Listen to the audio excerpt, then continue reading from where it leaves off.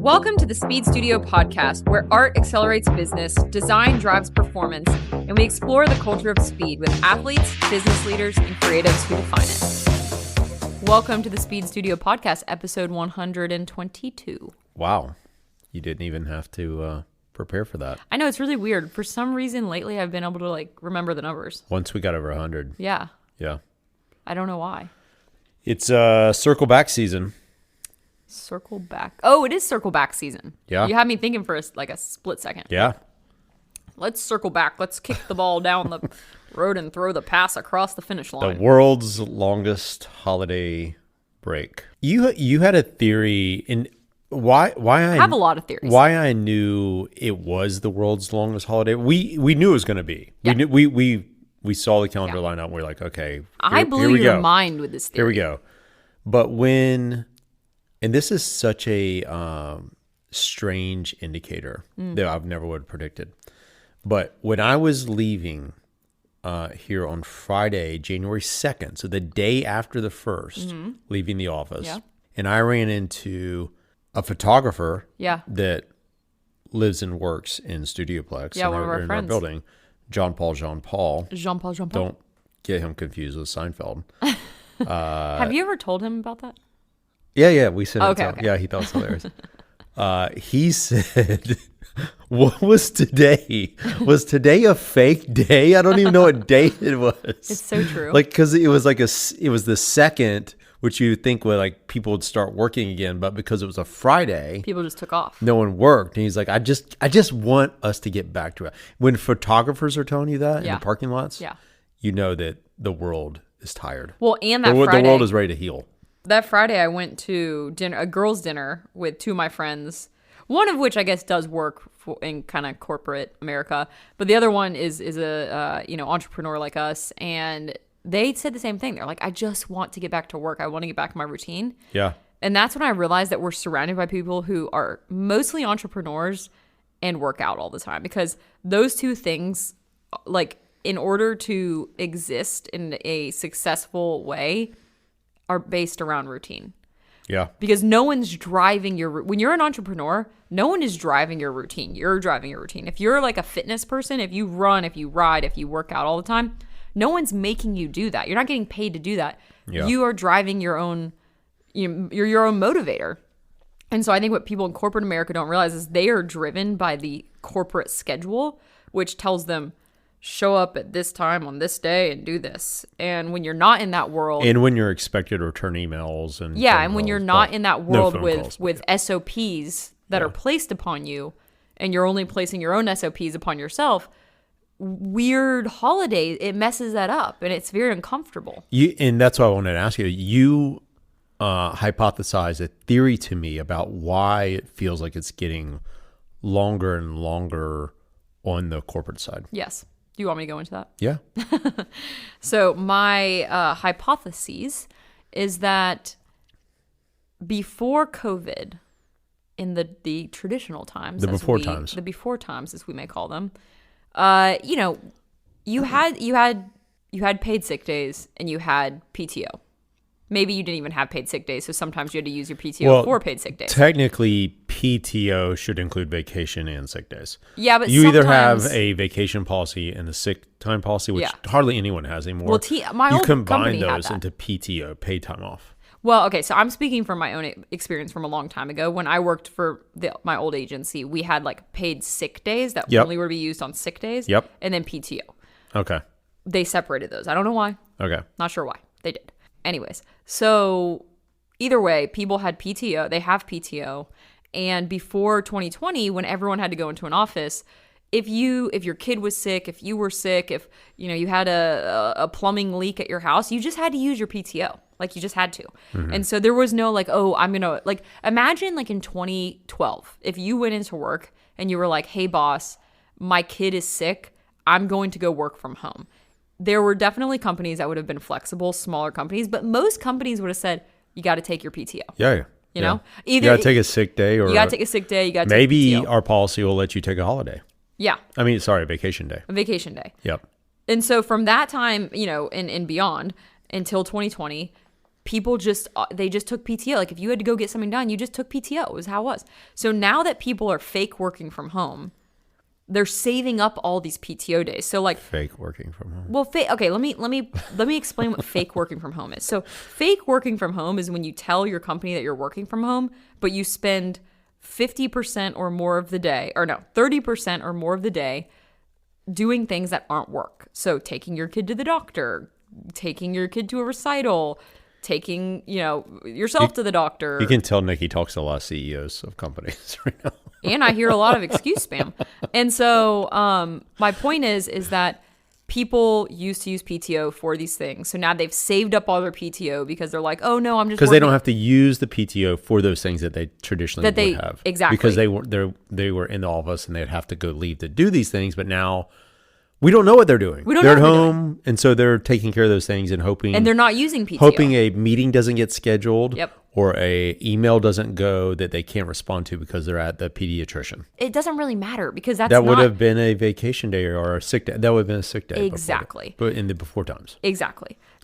So they're saving it, and that's why now no one's working for like 2 weeks between Christmas and New Year's. Because when you said that to me, I thought back to my early working careers. My first job out of law school, I was given 1 week of vacation. Yeah. And 3 days of sick time. Mm-hmm. Those vacation days were very important because I wanted to like travel. Yeah. So I remember, and then even go into like a few years later, like it was a big deal to get, like the standard became 2 weeks of vacation. Yeah. And 5 sick days, and the sick days accumulated 0.575 over a quarter. So you didn't have them all up front. You had to like accumulate your sick days, accrue them over the course of the year. So you had to be very careful when it came to the holidays. If you had already you want to use your vacation days for an actual vacation. Exactly. I would be in the office on Christmas Eve. I would drive to Tallahassee that night. Yeah. Go to Christmas, depending on the day. Maybe if it was like on a Wednesday, I'd have to take like the next day as a vacation day and then and that's the day I drove back. Now, you're right. Like now, if Christmas is on a Wednesday, well, it wasn't on Wednesday, which we all learned is actually on Thursday. On a Thursday, you're just taking that day is just going, and I don't even think people are like counting it. Yeah. So you're right. That's why it feels longer. That's why the wheels of productivity grind to a halt for a full 2 weeks now, which we knew was coming. We knew, but it's over. But it's over. But it is. I think the tides have to kind of turn at a certain. I don't know if they do. I don't know if they do. Maybe things aren't really changing. Maybe the companies aren't really losing money, and people aren't really doing anything different with the time off. And I guess maybe that's fine. Here's what will cause things to change, and you haven't been through this: a serious economic downturn. Yeah. Yeah. A serious economic downturn where there's high unemployment. Man, this went dark. Then that's when things change. That's when culturally things change around how people view things. And look, I hope there isn't a serious economic downturn. Me too. Because that would suck for us too. Yeah. But I do think, like, I don't know, it's very frustrating because things just aren't moving along. Like, we see it all the time. Like, things come to a screeching halt for 6 months, and then all of a sudden people are like, what happened? Why didn't this happen? And well, it's because people were working from home.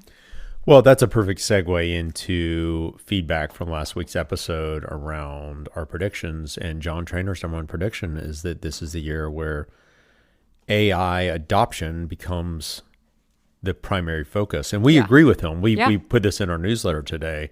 That is the number one prediction of the year, that AI adoption and readiness and organizations evaluating and judging performance on how effective you are with new AI tools will be now. And so that's what's going to cause that to change. I think and agree 100%. It's here. So we'll see. The only thing is I'm not sure if it will happen as fast as John thinks it's going to happen. I hope it happens. Well, it's going to start. It's going to start this year. Yeah, I think this is the year companies are going to wake up. Yeah, because tools are going to be available. Like I've already seen them. I've been in meetings where they're like, our AI listening tools are watching our employees' emails. They're watching when they're logged on. Yeah, they're looking at what their productivity is. They can. We have all these little AI managers out there. AI managers being the agents. Yeah, evaluating how Sally Smith is doing.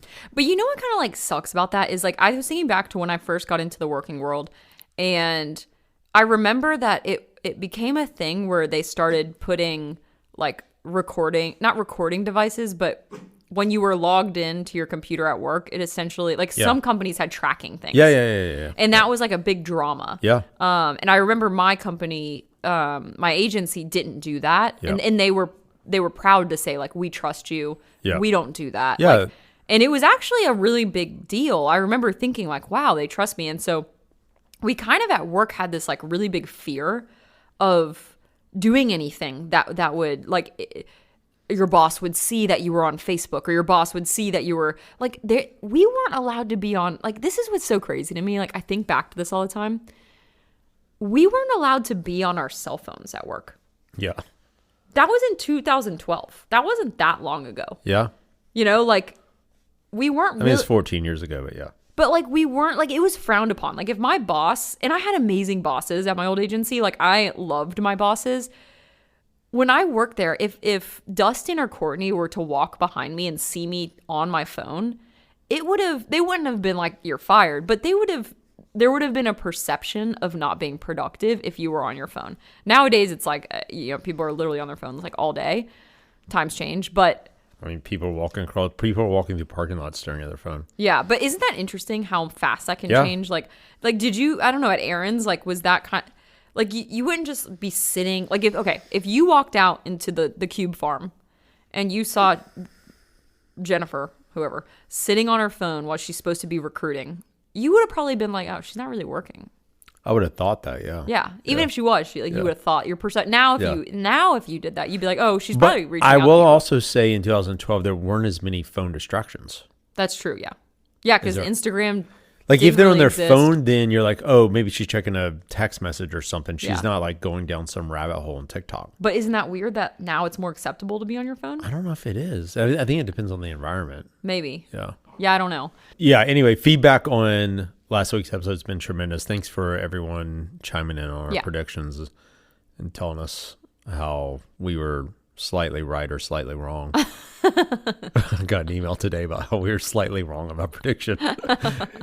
And didn't quite get that one. But that was great. John joining us always is fun. Yeah, we look forward to it every year. It's probably the most planned episode that we have all year. Yeah. One thing I wanted to follow up on that, thinking about before times that we talked about last night that I realized was a big revelation for me when we were talking about the advancement of AI in the workplace and how I think it's the biggest jump since the internet and email utilization.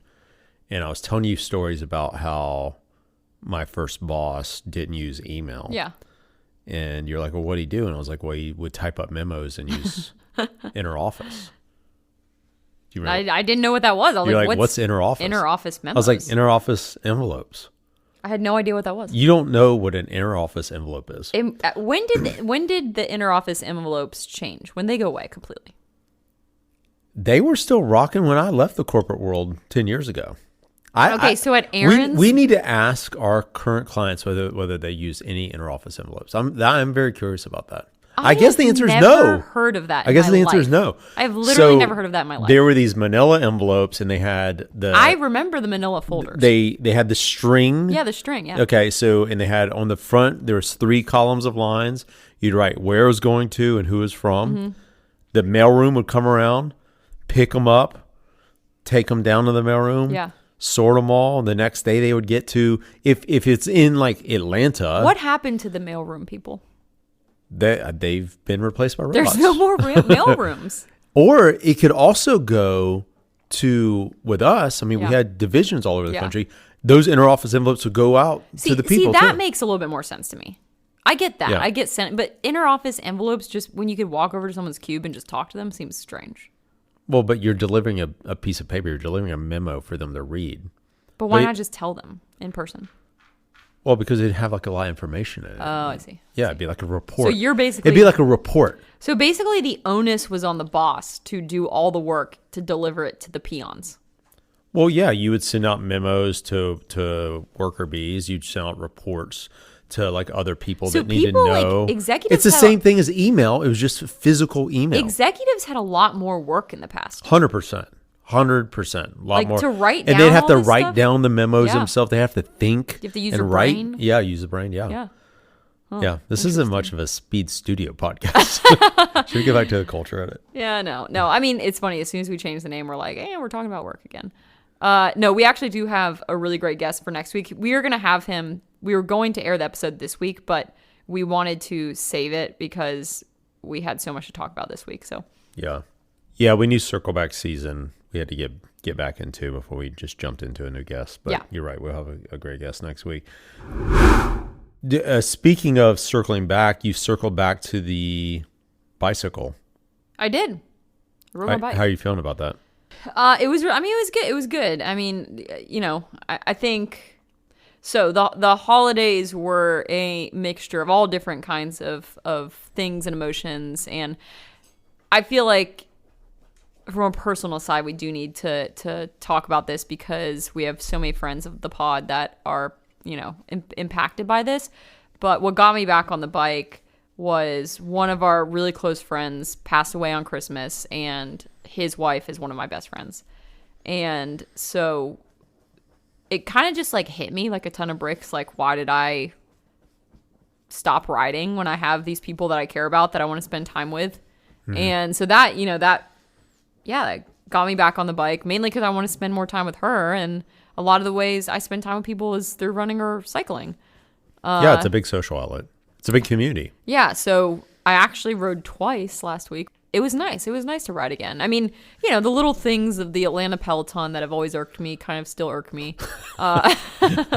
Those people are still there. But, to see Connie and Connie Corsello, for those of you that didn't know, Kirk Corsello tragically passed away, and everyone in Atlanta. It was a freak accident. Love Kirk.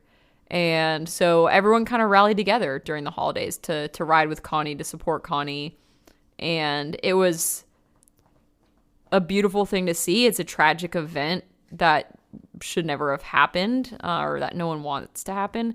But to see everyone come together to support someone, it definitely opened your eyes to how powerful the Atlanta cycling community is. And so, yeah, it inspired me to ride again because I saw a lot of people showing up for Connie.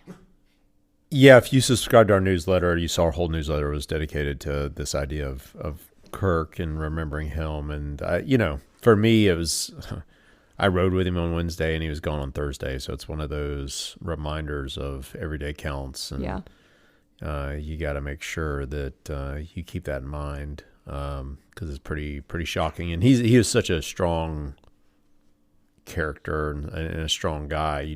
You don't think of people like that as being the ones that could be gone tomorrow. So it's been a crazy holiday. That's another thing that's making it a crazy holiday week.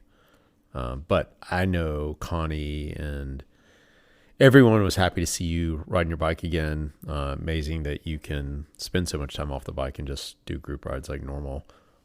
So that's always impressive.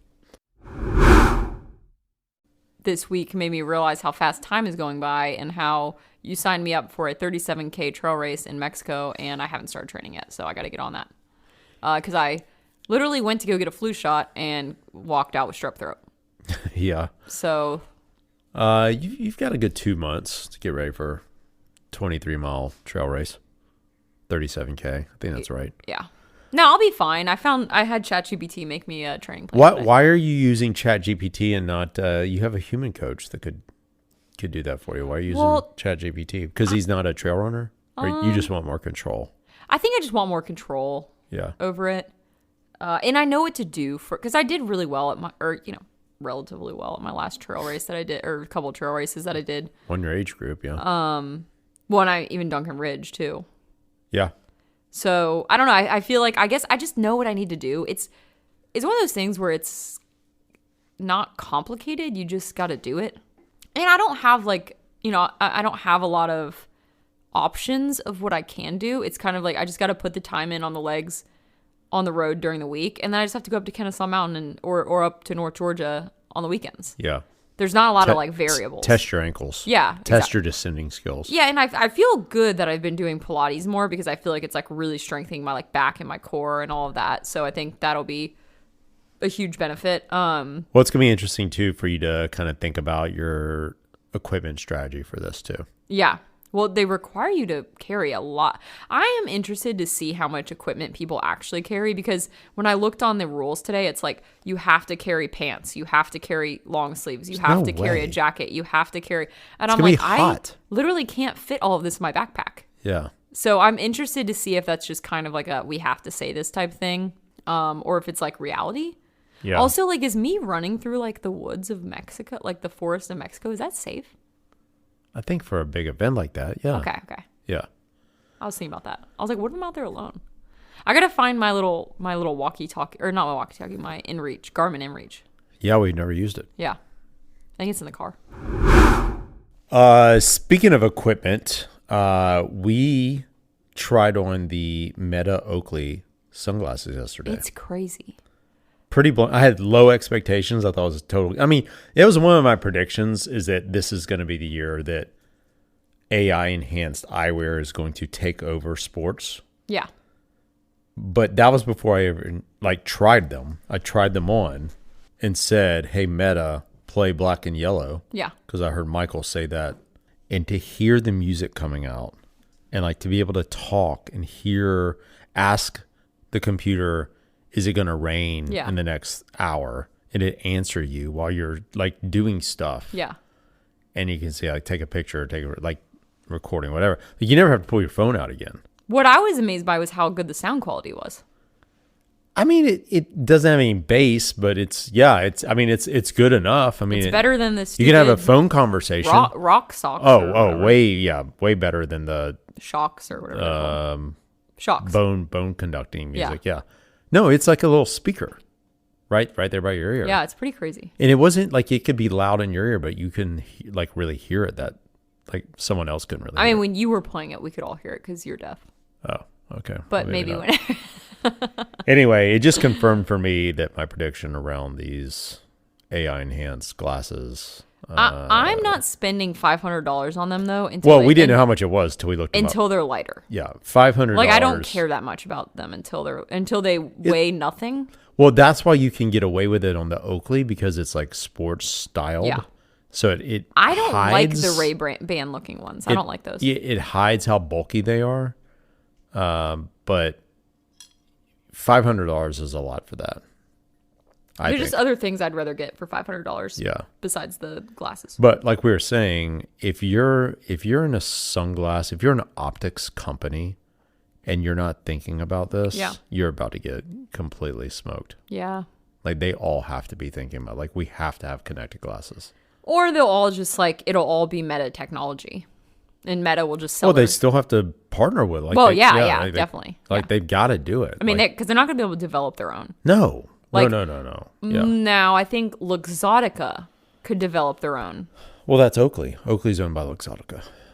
That's what I'm saying. So Luxottica will develop their own. Maybe, yeah. To roll out to all glasses. Yeah. Because why would Luxottica pay Meta to do? Yeah, I mean, I don't know. It's a lot. It's pretty complicated. It's a lot of complicated things. It's really complicated. So Meta's going to take over the world. They already have. And through glasses, we will all be recording each other weirdly. But think about this.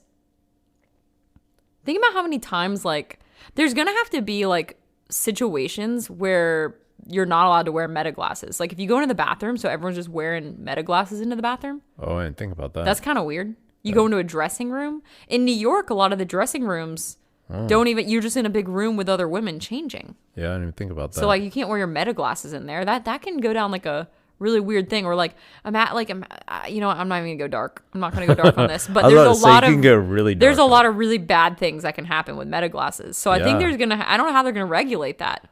Huh? I didn't even think about that. But it's pretty scary. Leave it to you to go dark. But yeah, that's that. Yeah. I mean, I'm just a realist, guys. I'm not a pessimist. I'm not an optimist. I'm a realist. Yeah. I think they're cool, but again, I wouldn't spend $500 right now on them. No. Would you spend $500 on knitting? Well, no, because knitting doesn't.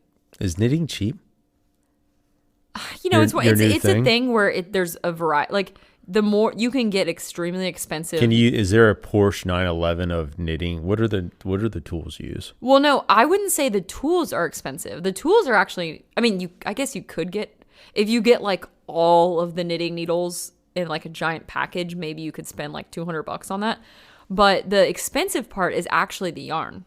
Oh, because it can be like, well, because it can be super rare alpaca from or just Mongolia. high quality merino, high quality, a Peruvian gerbil or something. Peruvian gerbil. So you can find some really expensive yarn. Yeah. And what people don't realize is like, if you were to knit a sweater, that it could take like 8 skeins of yarn.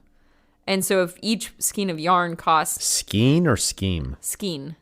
SKEIN, I think it is. Oh. So that's like a ball of yarn. Huh, I heard of that. And so if you have to use that many balls of yarn... Cats love to play with skeins. And each ball of yarn, if it's super fancy, costs $100, then yeah, you could have a really expensive sweater. Huh. But the yarn I'm buying is like $13. So, and I usually only make things that require one. So for me, it's not an expensive hobby, but you could, like anything, you can make it expensive. Yeah, well, yeah. Like this girl, it's funny. I was like, on TikTok the other day, she was like, oh yeah, my friends always say like, oh, can you make me a sweater? Like, how much could I pay you to make me that sweater or make me whatever? And she's like, knitting is not an economically effective way to produce things. Yeah. Like, it's just not like hand knitting. There's obviously knitting machines that's what makes everything that's more economically viable. But like the sweaters we're wearing right now are machines. Yeah, these are all machines. Yeah. Hand knitted garments are not a economically viable product. Because it takes so long. Yeah, and so she it was interesting because she went through the economics of it, which is not a complicated thing to add up. But she's like, here's the amount of yarn, here's whatever. She's like, I'm not even going to charge for the tools because typically you're not getting charged for like the tools that, use to make things, but here's the yarn. And by the time she added the yarn up and her time, and she's like a average hourly rate for a knitter is like $20 an hour. An average rate for a master knitter is $40 an hour. So she just did like the lowest, like $20 an hour. And it still came out to the sweater being $800. Wow. By the time she was done with it. Because she's like, so it's not so she's like, basically, I'm flattered that everyone wants me to make them stuff, but you can't pay me what I'm worth to make this product for you. Are there knitting influencers? Yes. It's so weird. What are they There is influencing? an influencer at every subculture. We've talked about this many times. They're kind of all over the place, from like old ladies to weird hipsters to like drama. There's like drama in the knitting world. What kind of drama? So there's I think she's Danish. There's like, for some reason, the Danes love to knit.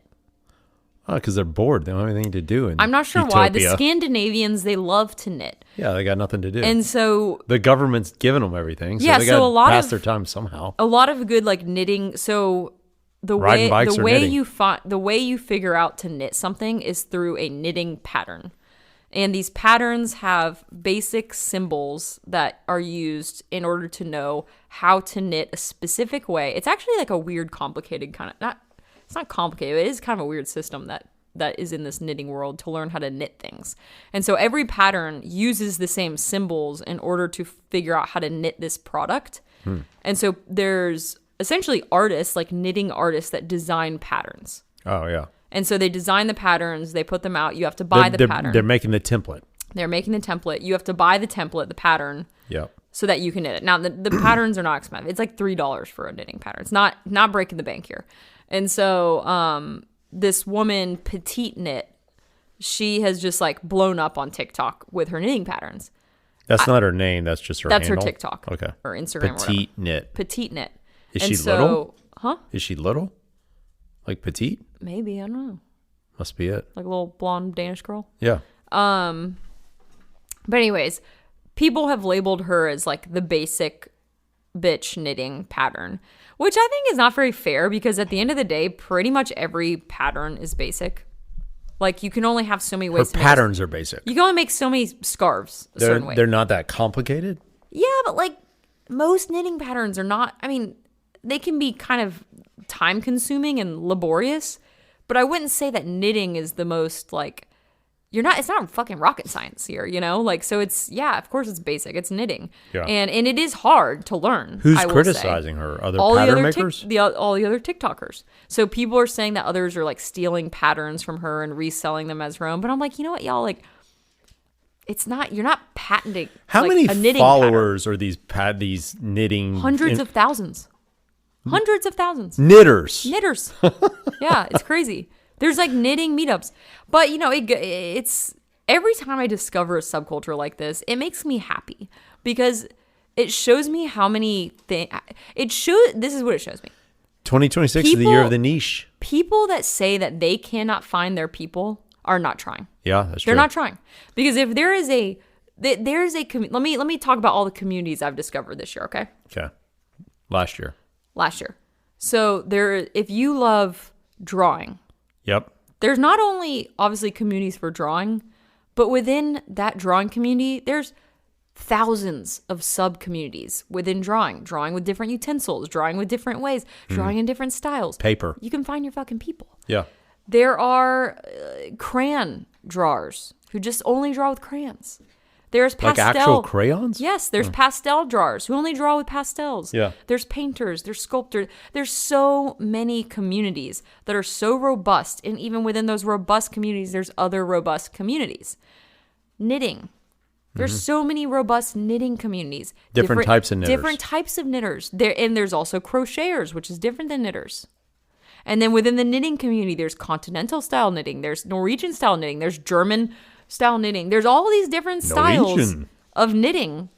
If you can't find your people, it's a you problem. It's not a world problem. It's a you problem. There's obviously a large art community, people who are very obsessed with specific niches within art. Then there's the running community, the cycling community. There's the gravel racers, the gravel runners. What about the skipper key community? You know, that's not a big one. It's not a big one. Why? I've looked. They're kind of a pain in the ass. Yeah. They're really cute. Kind of a pain in the ass. But, you know, it really hit me how there's so many communities out there, which I think is amazing. So if you're feeling like lost or alone, I actually encourage you to just dabble in something that you've been interested in. Just stop playing video games. But even there's video game communities. So if you definitely play video games and you can't find a community, there's something. Yeah, but most video game players aren't that good at playing video games. That's the irony. Yeah, but like knitting, you don't have to be good at knitting to find a community. There's girls making terrible knitting things that are just doing it for the fun of it. So that leads us into... There's embroidering communities. You know how deep of a hole you can go on an embroidering machine? All these women that are experts to our new embroidering in embroidering. In the studio. It's crazy. Anyways. So that leads us into our next subject where you're currently knitting a hat. Yes. And I said, oh, that looks like a Jamiroquai hat. And I didn't know who Jamiroquai was. And you're like, what is Jamiroquai? Yeah. I thought it was a person. And you're like, no, well, it is a band. And it's a band. I think most people think of it as a person. It is technically a band. Yeah. JK. JK is the lead singer of Jamiroquai. So I pulled up the old YouTube. I fired up the old YouTube. Fire up the YouTube. And put on some virtual insanity. So good. And you changed my life. Introduced you to, just like with Billy Joel in the documentary. You didn't introduce me to Billy Joel. Well, you never listened to him before. Yes, I did. My dad has listened to Billy Joel my entire life. You did not introduce me to Billy Joel. Okay. I just became more obsessed with him because of his story. Okay. But you did introduce me to Jamiroquai, and you did introduce me to, what's his name? George Michael. George Michaels. Wow. No, there's no S. George Michael. Just George Michael. So Jamiroquai, which I didn't realize he was in this genre, acid jazz. Acid jazz. Which to me, he was just always such a niche 90s. He was almost like a one-hit wonder. His voice is incredible. But he was a one-hit wonder, but still had staying power because Virtual Insanity was like just such a huge hit. And the video is amazing. The video was like groundbreaking. It still is. And he had the big hat on. But then it was like he went away, but then he was still there. And then you hear the other songs and you're like, oh yeah, I know that song. I know that song. I know that song.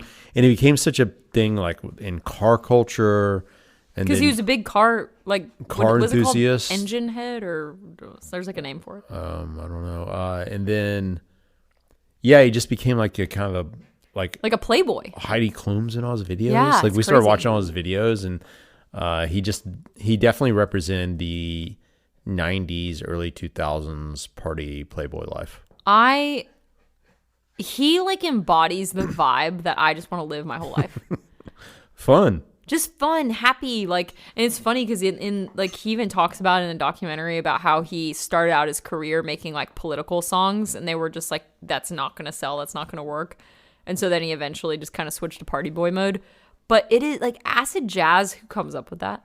Yeah, it's so good though. Yeah, it's so good. I didn't know that's what the genre was. So well, I've gone into a deep rabbit hole. If you like acid jazz, there's people there for you. There you go. You can find a subculture if you try. The year of acid jazz. Here we are. Yeah. Bringing Jamiroquai back. I really think he is still performing. No, I know. Just like Paul Anka. Well, and I hate concerts because I'm scared of them, because I'm scared of large crowds. But I feel like I would feel okay at a Jamiroquai concert. I don't know if anyone's targeting Jamiroquai. I don't think anyone's targeting Jamiroquai listeners. Yeah. I don't think everyone's just leave them alone. Yeah. Acid jazz. They're doing no harm. Well, I'm glad we brought Jamiroquai into Well, yeah, and hopefully my hat looks like the Jamiroquai hat that he always wore. I think it's well on its way, and I think it could be a new goal for you in making Jamiroquai hats all year. You made to fun give of away my to people. You made fun of my knitting this morning. No, I didn't. Yeah, you were like, it's a waste of time. Well, that's not making fun of it. I just said if you're going to spend your time in the creative arts, I like the pastel painting and but the problem drawing. Is I can't sit on the couch and do pastel drawings because it's messy, and I can sit on the couch and knit because it's not messy. Just like my grandma. And if I'm like on an airplane, I can't bring my pastels with me, but I can bring my knitting or my drawing. I like drawing. Drawing just takes a lot more brain power. Yeah. Yeah, it doesn't. The knitting doesn't seem to take much brain power. Yeah, it just keeps me off my phone. You know what else keeps you off your phone? The brick. We got the bricks. The brick is a physical item that you tap your phone into. It's an app, and you select what applications you want to be bricked. Yeah. When you tap your phone onto this physical item, you put that on the refrigerator or across the room, and then if you want to open up the phone for those specific applications, you got to go over there and unbrick it, tap it. I'm actually really shocked at how easy it is to use. Yeah, it is really easy. Like, it's kind of crazy. I'm like, wait, so why is this so easy? And there's like certain things in our life that are the most difficult things possible. And I got this idea from our friends on How Long Gone. Apparently Jason Stewart uses it, guest of the pod, episode 100. And he gave it to co-host Chris Black. Chris Black said he used it because he has an issue of, which is really weird to me, getting on his phone while he's at the gym. That's really... So wait, what? Yeah, he gets on like social media. Because he doesn't really want to work out. At the gym. Because he doesn't want to work out. So he bricks his phone and then goes to the gym. Yeah. So nothing can work except for like Spotify. That's smart. And so all he can do is work out. I have never in my life pulled out my phone in the gym to engage in anything other than to respond to a text message that you've sent me that I can hear through my AirPod Pros, of course. That's the only time I ever pull my phone out. So my question to you is, do you need a brick? Because to me, the brick is for the office when you need to concentrate on work. Yeah. Do you need a brick any other time? No. So that's it. Most of the time I forget my phone at home and I don't even bring it with me places. Yeah, exactly. Think about how many times you're like, you don't have your phone? I'm like, no. Yeah. I literally don't have my phone most of the time. Dog park culture. We're all over the place. Speaking of another niche culture. Speaking of, okay. So we started taking Camille to the dog park. And Camille's the new dog. Yeah, Camille's our little baby. And the skipper key. It's a great place to socialize dogs. We're just going to the Piedmont Park little dog park because they separate it from the big dog park, which it's weird that some of these other dog parks don't have a little dog section. Mm-hmm. But anyways, so we're taking her to the Piedmont Park dog 25 park. pounds or less. Yeah. And like, she's 10. And it just, there's always, it's one of those things where like the rules are stated, you know? Yeah. Right there on the door, on the sign. 25 pounds or less. There's always got to be someone that brings their big dog in there. There's always got to be someone that brings a giant pit bull in. And it's like, why are you bringing your giant pit bull into the small dog enclosure? You're making everyone uncomfortable. Why do you think the rules don't apply to you? Like, you looked at the rules and you said, you know what? Those don't apply to me or my dog. It's a weird thing. So the dog park culture is a straight. Most people are very respectful. Most people are great. I've met like really cool people there, really sweet dogs. But I'm always baffled by just those certain people. The rules don't apply to them. And I'm like, what other rules in their lives don't apply? And so we were there on Sunday. And luckily there was no big pit bulls in there on Sunday. But there was... Well, it's an interesting phenomenon that we notice multiple times. People coming in without dogs. Without dogs. And I did meet a couple. And so this is nuanced. Because I met a couple a week ago. And they came into the park and... They didn't have a dog, but they said it was just because their dog had just passed, and they had always brought the dog there. So I think it was like they're trying to remember the dog. Like, I get that. So that morning was fine. Process, totally get that. And they were really sweet and great and made. But that's not what I'm talking about. I'm talking about the people bringing their kids in with other dogs. There's people that are bringing their kids in to the small dog park as if it's a petting zoo. Yes, like exactly. This is not a free petting zoo. Yes, that's exactly. This is not a free petting zoo. What's happening? Yeah. Like, there's so many petting zoos, but the small dog park at Piedmont Park is not your free reign of a petting zoo for your child to chase these dogs around and land on top of them when they trip and fall. No, I can give you a random corner in Tyrone, Georgia, where you can find a petting zoo. Exactly. Yeah. It's just a weird thing.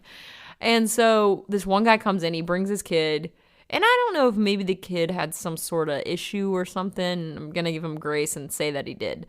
But... He just screamed the whole time. He screaming like dogs. He was in his dad's arm the whole time.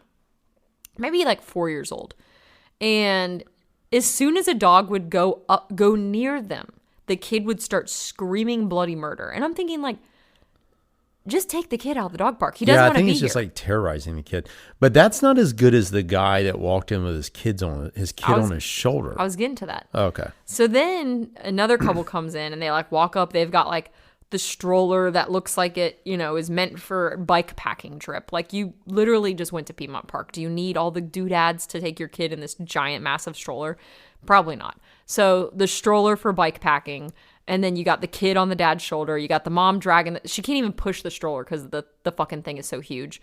And she's like, do I bring the stroller into the dog park? And he's like, yeah, honey, bring the stroller in. And there's a clear protocol. There's 2 gates. Everyone knows. Everyone knows the rules. You close one gate before you open the other gate. Exactly. So the dogs can't get out. So he opens the one gate. She's dragging the bike packing stroller in through the back gate. Then the entry gate. And at the entry gate. He then, without closing the entry gate, opens the secondary gate, which is the number one faux pas of the dog park. Everyone starts yelling. Everyone's like, everyone starts freaking out because they're like, grab your dogs. The idiots are coming in. Exactly. And so this guy, not only an idiot, comes into the dog park and open both gates so all the dogs can run out and get killed. He has this kid, his like 2-year-old on his shoulders. On his shoulders, like straddling his shoulders. Yeah, like they're at a concert or something. Like at a concert. And he he steps into and he's a Georgia swoop head. Yeah. He steps into the dog park and just But there's boulders rocks and stuff. That maybe they're meant to like keep idiots out. I don't know. No, they're meant to keep the dogs from going underneath the gate. The boulders are there. He gets a good twist, ankle twist. He gets a good old middle school sprain going. Yeah. And goes down like a ton of goes down so fast. The kid, he saves the kid. He goes down. The kid kind of like rolled around him and like. He's 2. He bounces. Yeah. So the kid kind of bounces. And like just like. But the kid starts landed screaming. On the guy's head. Yeah. The guy's head hit the ground. Yeah. Yeah. The kids start screaming. The dogs start running like they're about to all barrel. Like 20 dogs are going to. And you're screaming, close the gate. I'm screaming. Close the gate. I literally I initially walked over there to help or ran over there to help him because I felt bad that he fell. I was laughing. And yeah, you were laughing. You were not helping. So I ran over there and then I realized his idiot wife was not concerned about closing any of the gates. She was concerned about getting him off the ground with the 2-year-old. fine. But now everyone's dogs are trying to blast out of the dog park. Like it's could have been a disaster because there was like 20 dogs in this dog park. It was chaos. Yeah. It was chaos. So I'm screaming at her, get the F out of the park. What are you doing? You don't even have a dog. He's so mortified. He's so embarrassed. So embarrassed. He's picking the kid up. He's like, we got to get out of here. And like everyone is just like, and so then this one guy walks over with his daughter who's probably like 7 years old. And he says it to his daughter, but I guess I overheard it. He said it kind of loud, so it wasn't really a secret. But he goes, I would just let the kid roll. And then I said, exactly. And he goes, I meant to say that to my daughter. I didn't mean for anyone else to hear that.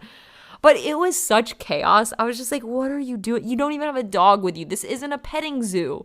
You're going to get people's dogs killed because you're an idiot. Yeah, it was drama at the dog park. It's quite entertaining. And then they took the kid over across the street. To the big dog park.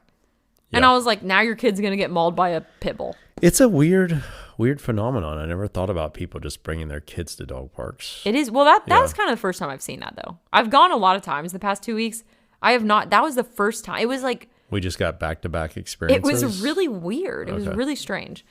Okay. Well, on that note, this is the SpeedStudio podcast. This is a really random one. This is the most random. This is a holiday venting podcast. It's the most random episode of the year. I did get to say, see you next year several times this weekend. So that was fun. I love that shit. Like on the bike?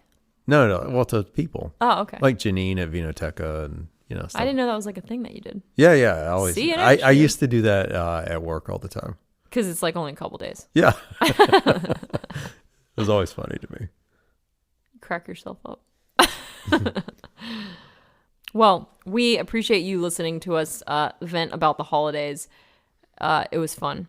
And make sure that you like, subscribe, and share this podcast. I promise you our next guest will bring us back to true SpeedStudio content, which is about running, not so much, a little bit about cycling. Yeah. It's kind of about both. Yeah, it's both. And it's a good one. It's about the apparel side of running and cycling. Yeah. Which I find very interesting, and I think a lot of you will as well.